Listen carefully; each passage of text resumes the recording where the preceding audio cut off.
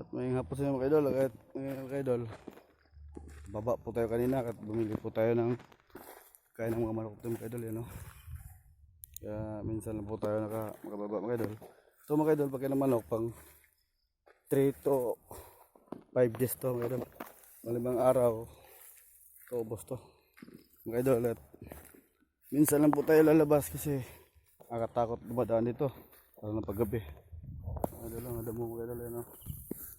Pagdaanan ko mga idol, yan, no? Mga idol, puro damuhan mga idol. Kaya kasi hindi natin alam yung mga ano ito mga idol, kasi puro cobra nakatira mga ano ito, bihira lang may sawa mga idol, oh.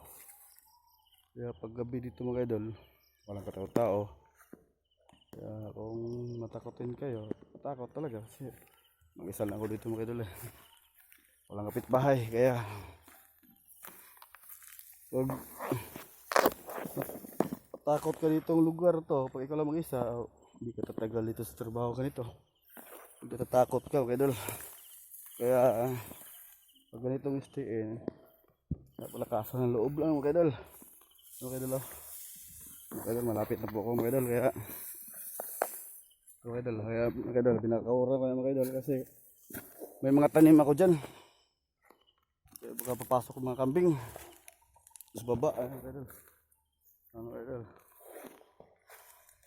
marami na po matanim mga idol dito, oh.